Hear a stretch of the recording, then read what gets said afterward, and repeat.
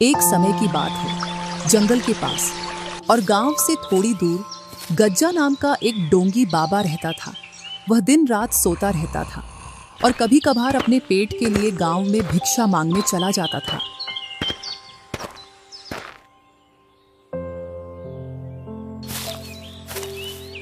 अरे, आज फिर से सूखी रोटी और दाल मिली है, जबकि गांव के कई घरों से पकवान की खुशबू आ रही थी। गांव वाले कभी साधु संत का सत्कार करना नहीं जानते। ऐसे ही गुनगुनाते हुए गज्जा अपनी कोठरी के पास पहुंच जाता है। वहीं रूखी सूखी रोटी खाकर वह सो जाता है।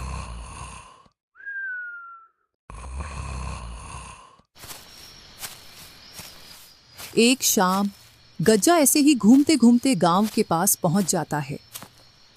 जब वह मुखिया के घर के पास पहुंचता है तो उसको पकवान की मस्त खुशबू आती है। आज तो मुखिया के घर में कुछ खास बन रहा है, जो इतनी मस्त खुशबू आ रही है। अगर इससे भोजन मांगूंगा तो यह मुझे वही सूखी रोटी पकड़ा देगी। क्यों ना थोड़ा इंतजार करूं। जैसे ही मुखिया की पत्नी रसोई घर से इधर उधर हुई तो कुछ पकवान लेकर अपने मुकाम पर पहुंच जाऊंगा। थोड़ी देर बाद मुखिया की पत्नी रसोई घर से बाहर चली जाती है। इस मौके का फायदा उठाकर गज्जा पकवान उठाकर ले आता है और अपनी कुटिया की ओर चल देता है। अपनी कुटिया में पहुंचकर मस्त खाना खाता है और बोलता है, जो चोरी के भोजन में स्वाद होता है वह किसी और भोजन में नहीं होता।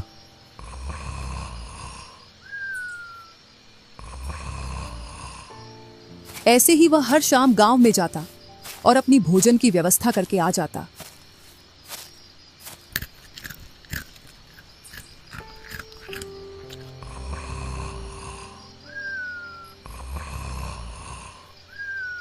अब गज्जा का रोज का यही काम हो गया था। रोज रात में गांव में जाना, खाना चोरी करके लाना, अपनी कुटिया में लाकर खाना और दिन भर सोना।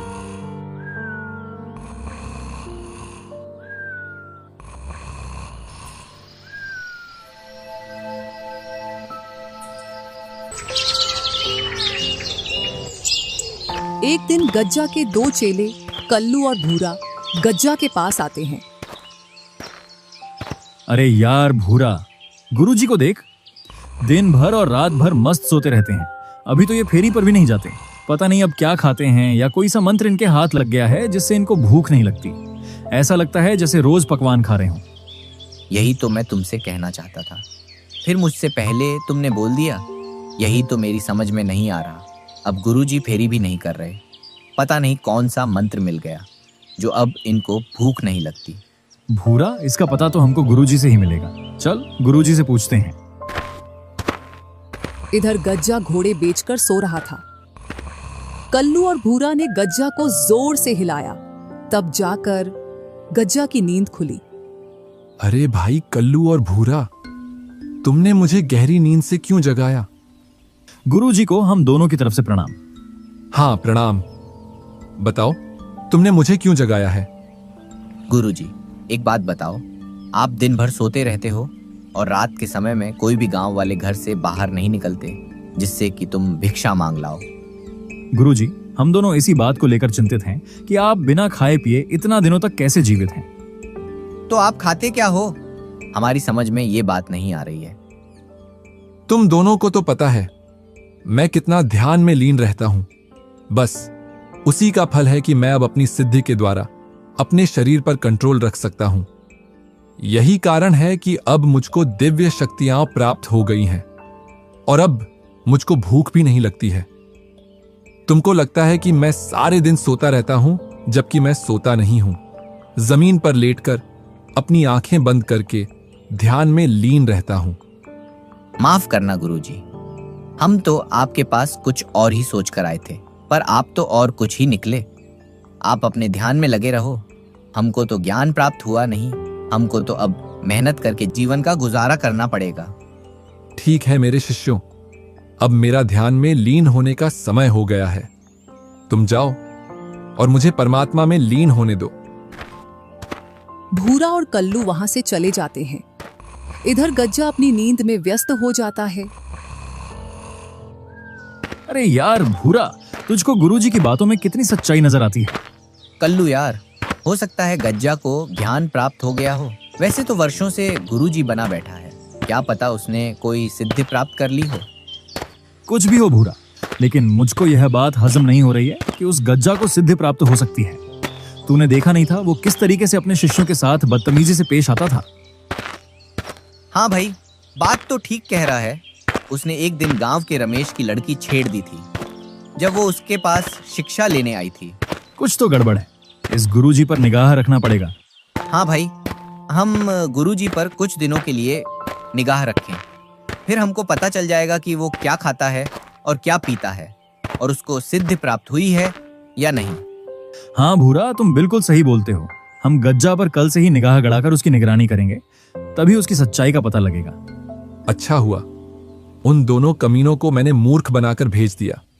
अगर मेरी सच्चाई जान जाते तो ये मुझसे पहले गांव में पहुंच जाते और जिस भी घर में पकवान बनती तो वह चोरी करके ले आते या फिर गांव वालों के सामने मेरा भांडा फोड़ देते।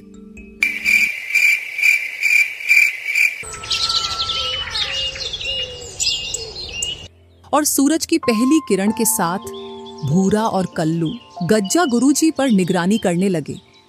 आज तो गांव में किसी के घर मालपुआ मिल जाए तो खाने में मजा ही आ जाएगा। बहुत दिनों से मालपुआ नहीं खाए। भूरा, वो देखो, गुरुजी जाग गए हैं और खुद से ही बातें कर रहे हैं। पता नहीं क्या बातें कर रहे हैं, सुनाई तो यहां तक नहीं दे रहा है। कोई बात नहीं है कल्लू, सुनाई नहीं दे रहा तो क्या हुआ, गुरुजी तो हमको दिखाई दे रहे हैं। जो कुछ बातें कर रहे हैं उसके हिसाब से आगे कुछ करेंगे, तभी हम उनका पीछा करेंगे। करने दो, क्या बातें कर रहे हैं अपने आप से। कल्लू और भूरा को सुबह से दोपहर हो जाती है। अरे भाई भूरा, देख, सुबह से दोपहर हो गई। गुरुजी यहां से तो कहीं भी नहीं गए हैं और एक बार कुठरिया में जाकर फिर से पेड़ के नीचे आकर दोबारा सो गए।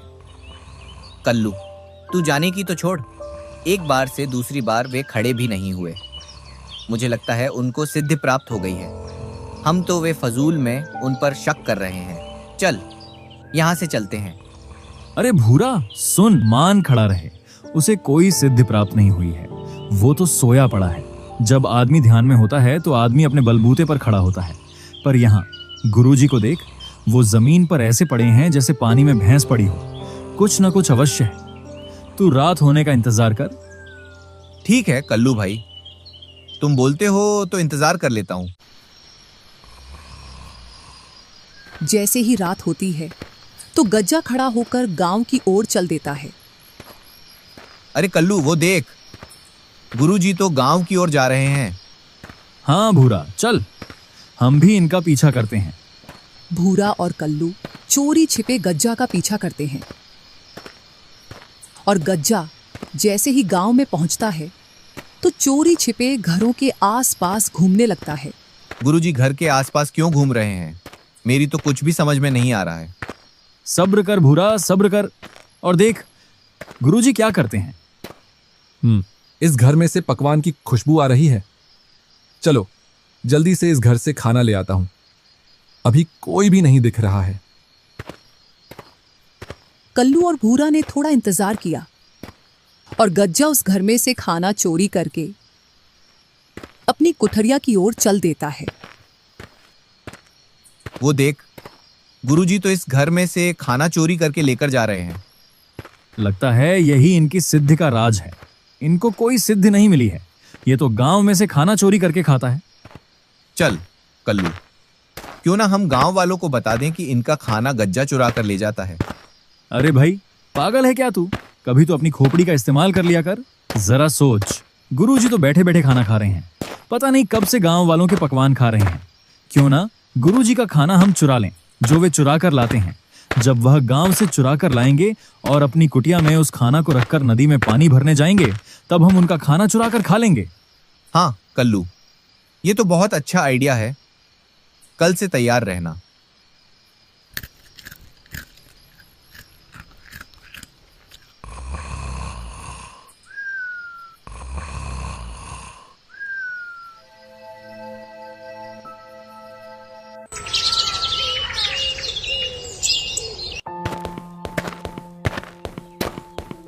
चल गज्जा, तेरी ड्यूटी का समय हो गया। कल का भोजन तो बहुत ही स्वादिष्ट था। मालपुआ खाने का मन कर रहा था तो मालपुआ मिल गए थे। आज भी कुछ स्वादिष्ट खाना मिलेगा। चल गज्जा, चल।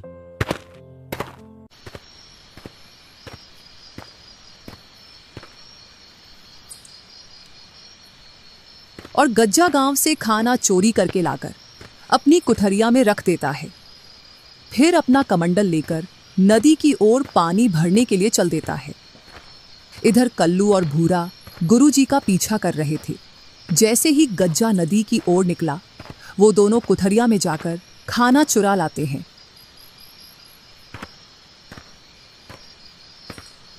और दोनों जंगल में जाकर उस खाना को खाते हैं। अरे, मेरी पकवान कहाँ गई? आज तो मैंने बड़ी ही स्वादिष्ट पकवान बनाई थी। हाँ जी, सुनते हो? हाँ, भाग्यवान, क्या हुआ? मैंने बड़ा ही स्वादिष्ट खाना बनाया था। आपने पूरा खा लिया, मुझे और बच्चों के लिए भी नहीं छोड़ा। अरे, मैंने अभी तक खाना नहीं देखा। खाने की तो दूर की बात है। कुछ दिनों पहले भी अपने घर में ये घटना हुई थी। ऐसा लगता है जरूर हमारे गांव में कोई खाना चुराता है। गुरुजी को इतना अच्छा समझते थे, वो तो चोर निकले। अब तो हम भी चोर बन गए। चोर नहीं, महाचोर बोल भाई, क्योंकि अब हम चोर के घर से चोरी करके लाते हैं। ऐसा 3 दिनों तक चलता है। गज्जा गांव से खाना लाता और कल्लू भूरा उसकी कुठरिया में से चुराकर खा लेते हैं। 3 दिन से भूखा मर रहा हूं। खाना लेकर आता हूं और कोई चुराकर मेरा खाना खा जाता है। आज ना, पहले मैं पानी लेकर आता हूं, इसके बाद खाना चुराने जाऊंगा। गज्जा आज पहले नदी से पानी लाता है। इसके बाद वह गांव में खाना चोरी करने के लिए जाता है। और कुछ देर बाद खाना चोरी करके ले आता है और वह खाना खाकर मस्त सो जाता है।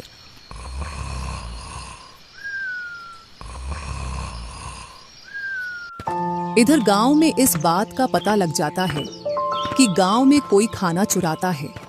विशेषकर उस घर में खाना की चोरी होती है जिस घर में कुछ पकवान बना हो। उधर कल्लू और भूरा की 2 दिनों से दाल गल नहीं पा रही थी, तो दोनों सलाह बनाते हैं। यार भाई, कुछ तो करना पड़ेगा, नहीं तो मुफ्त का खाना नहीं मिल पाएगा। मेरे पास एक आइडिया है। क्यों ना हम गुरुजी को गांव वालों की आवाज से डराएं, जिससे गुरुजी अपना खाना छोड़कर अपनी कुटिया में चला जाएगा। रोज रात की तरह गज्जा गांव से खाना लेकर आ रहा था, तो कल्लू और भूरा उसका पीछा करते हुए कल्लू मुखिया की आवाज में बोला, अरे हरिया, तुमने उस खाना चोर को इसी रास्ते से जाते हुए देखा है ना? हाँ मालिक, खाने की खुशबू आ रही है। लगता है चोर यहीं कहीं आसपास है। इतना सुन गज्जा के रोंगटे खड़े हो गए। वह अपने मन में सोचता है, इस खाने को मैं इन झाड़ियों में छिपा देता हूं, जिससे यह मुखिया और उसका नौकर यहां से निकल जाए। गज्जा उस खाना को झाड़ियों में छिपाकर वहां से कुटिया की ओर चला जाता है। कल्लू, अपना आइडिया तो काम कर गया। ले भाई, जी भर के खाना खा। जल्दी खाना खाकर निकल चलो यहां से, नहीं तो गुरुजी आ जाएंगे।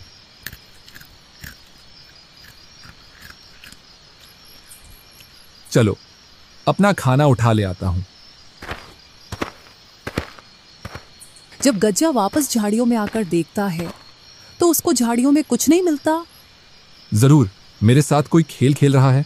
कहीं कल्लू और भूरा तो नहीं, क्योंकि वे दोनों ही सबसे बड़े शैतान हैं। चलो, जो भी है उसको सबक सिखाते हैं।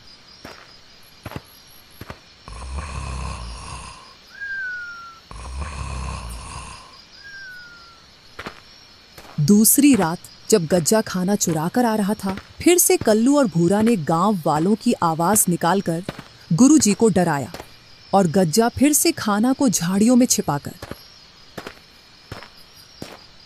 चलो, उस पेड़ के पीछे छिपकर देखता हूं कौन मेरे खाना को चुराता है। थोड़ी देर बाद गज्जा देखता है तो उसका मुंह खुला का खुला रह जाता है और वह बोलता है, कल्लू और भूरा, मैं बताता हूं गुरु क्या होता है।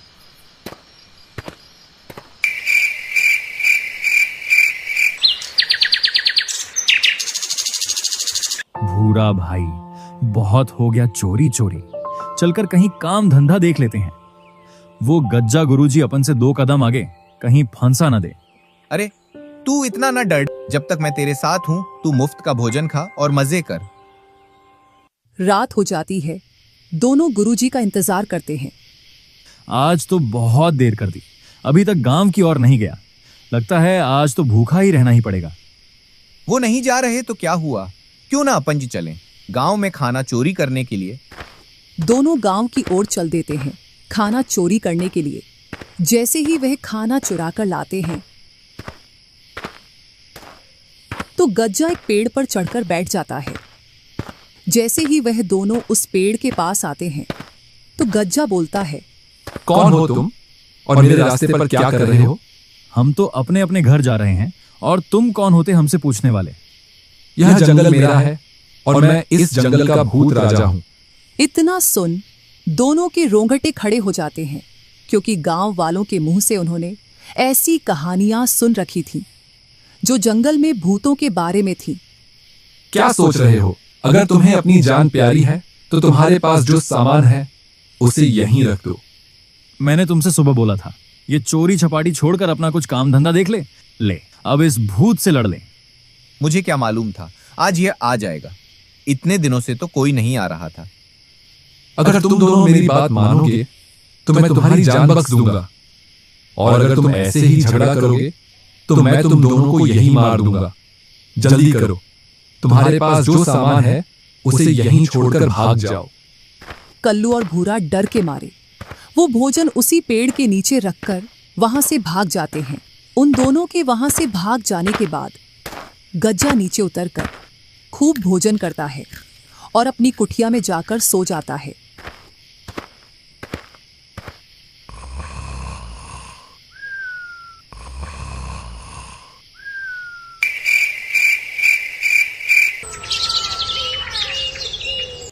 दूसरे दिन देख भाई कल्लू, गुरुजी कैसे आराम की नींद ले रहे हैं। अगर ये भूखे होते तो उठ बैठते। मुझे तो लगता है इन्होंने ही कल हमें बेवकूफ बनाया है। इधर पूरे गांव में यह बात फैल गई थी कि घरों से खाना चोरी हो रहा है। मुखिया जी, लगता है आप इस घटना को महत्व नहीं दे रहे हैं। हाँ मुखिया जी, कभी मेरे घर से खाना चोरी हो रहा है, कभी इसके घर से। कल को तो और भी बड़ी चोरी हो सकती है। जल्द ही इस समस्या का हल निकालिए। हल तो एक ही है, हम सबको मिलकर रात में अपने आसपास निगरानी रखना पड़ेगा, और साथ ही आज कोई भी व्यक्ति अपने घर में पकवान नहीं बनाएगा। पकवान सिर्फ आज रमेश के घर में बनेगा, तभी हम उन लोगों को पकड़ पाएंगे। जी मुखिया जी। चलो, इसका भी पता लग जाएगा आज। हाँ भाई, जरूर, क्यों नहीं। जैसे ही रात होती है तो वे दोनों अपने काम में लग जाते हैं। इधर कुछ गांव वाले उनको देख लेते हैं। अभी इनका कुछ भी नहीं करना, इनको तो उनके अड्डे पर जाकर पकड़ेंगे। चलो, अपने मुकाम पर पहुंच जाता हूं। जरूर दोनों चेले भोजन की चोरी करने गए होंगे। जैसे ही वह दोनों भोजन चोरी करके गांव से बाहर आते हैं तो उनके पीछे गांव वाले और मुखिया लग जाते हैं। जैसे ही वह दोनों पेड़ के नीचे आते हैं तो फिर से उन्हें आवाज आती है। वह दोनों डर के मारे खाना उसी पेड़ के नीचे रख देते हैं और आगे बढ़ जाते हैं। उधर गांव वाले भी पास में छिप जाते हैं। रुक कल्लू, रुक। यहीं रुक कर देखते हैं कि कौन इस पेड़ से नीचे उतरकर अपना खाना खाता है। हाँ भाई। वह दोनों थोड़ी देर तक वहीं रुककर देखते हैं तो पेड़ से नीचे उतरते हुए गुरुजी दिखाई देते हैं। अपना शक सही निकला, हो ना हो गुरुजी ही होंगे। दोनों गज्जा के पास आकर बोले, वाह गुरुजी, आप तो ये बहुत अच्छा काम कर रहे हो। हम तो इतनी मेहनत से भोजन लेकर आए थे और आप हमको डराकर हमारा भोजन छीन कर खा रहे हो। तुमने भी तो यही किया था मेरे साथ, मेरे भोजन को चुरा कर खाया था। हाँ, तो वो कौन सा तुम्हारी मेहनत का था? तुम भी तो गांव से चुरा कर लाते थे। बस करो तुम दोनों, वरना मैं सभी गांव वालों को बता दूंगा कि तुम गांव से भोजन चुरा कर लाते हो। हाँ, बता दो, हम भी बता देंगे। कि जो पहले गुरु ने किया वही उनके चेलों ने किया। इतने में ही मुखिया और गांव वाले वहां आ जाते हैं और मुखिया बोलता है, हम ही आपके पास आ गए और हमें बताने की जरूरत नहीं है कि पहले कैसे गुरु हमारे भोजन को चुराता था और फिर बाद में कैसे उसके चेले भी हमारा भोजन चुराने लगे और गुरु और चेले एक दूसरे का भोजन चुराने लगे। अरे, इतनी हेरा फेरी से कौन चोरी करता है? इसके लिए तो हमारे पास एक ही शब्द है, गुरु, चोर, चेला, महाचोर। चलो, तुम तीनों को सजा मिलेगी। पकड़ लो इनको और ले चलो गांव में, इन तीनों को।